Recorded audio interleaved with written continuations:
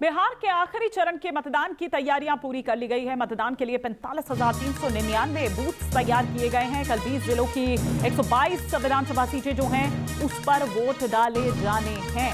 और पहले चरण में हमने देखा था कि किस तरह से रिकॉर्ड तोड़ मतदान जो है वो हुआ था।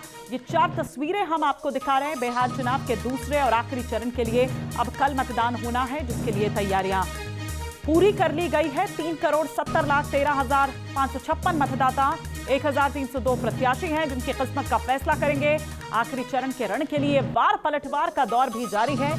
एनडीए और महागठबंधन दोनों अपनी अपनी जीत का दावा कर रहे हैं। इसी बीच तेजस्वी यादव ने एक बहुत बड़ा आरोप लगाया है। उन्होंने कहा कि सीएम आवास से अधिकारियों को धमकाया जा रहा है, जिस पर पलटवार करते हुए बीजेपी ने कहा कि हार के डर से विपक्ष बौखला गया है। बिहार में दूसरे चरण के लिए चुनाव प्रचार थम गया है। 18 जिलों की 122 सीटों के लिए प्रचार का शोर थम गया है। इस चरण के चुनाव में बिहार के तमाम सियासी दिग्गजों की साख दांव पर है। बड़ा सवाल है, दूसरे चरण के चुनाव में कौन मारेगा बाजी? दूसरे चरण में नीतीश और तेजस्वी की लीडरशिप का मुद्दा तो है ही। इसके अलावा राज्य के तमाम छोटे रीजनल प्लेयर्स की ताकत का फैसला इसी चरण में होगा। जीतन राम मांझी हो या फिर उपेंद्र कुशवाहा या चिराग पासवान, सबकी ताकत की अग्नि परीक्षा इसी चरण में होने वाली है। सबसे बड़ी बात असदुद्दीन ओवैसी की है।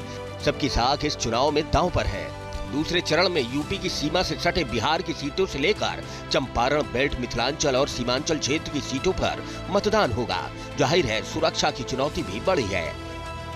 देखिए, द्वितीय चरण के लिए प्रथम चरण से भी अधिक सशक्त तैयारी है।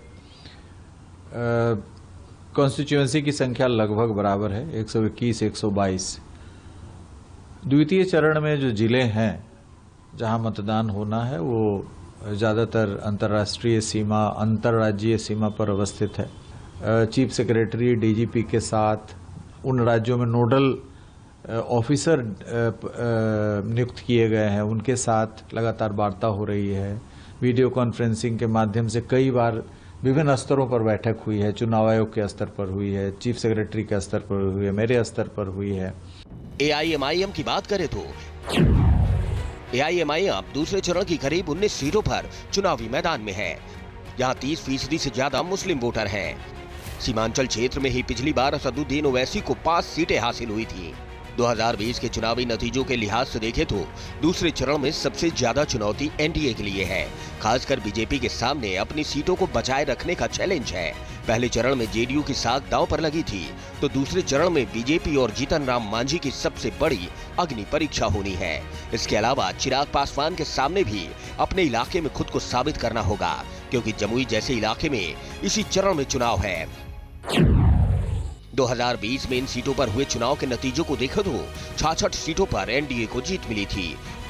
बीजेपी के पास 42 सीटें हैं, जबकि जेडीयू के पास 20 सीटें और जीतन राम मांझी को 4 सीटों पर जीत हासिल हुई थी। 2020 में महागठबंधन इस इलाके में 49 सीटें जीतने में सफल रहा था। आरजेडी 33 सीटें जीतने में सफल रही थी, तो कांग्रेस 11 सीटें ही जीत सकी थी। वहीं सीपीआई माले ने 5 सीटों में जीत दर्ज की थी। जाहिर है दूसरा चरण बेहद निर्णायक होने वाला है। इस चरण में बिहार के सिंहासन का फैसला होने वाला है। मुद्दा ये है कि क्या एनडीए अपने पुराने प्रदर्शन को दोहरा पाएगा या उससे बेहतर कर पाएगा। महागठबंधन के लिए बड़ा मुद्दा अपने प्रदर्शन को बेहतर करने का है। पिछली बार ओवैसी की पार्टी ने सीमांचल के इलाके में महागठबंधन को बहुत बड़ा नुकसान पहुंचाया था। क्या इस बार भी ये ट्रेंड जारी रहेगा या फिर महागठबंधन डैमेज कंट्रोल करने में सफल हो पाएगा? Team news nation.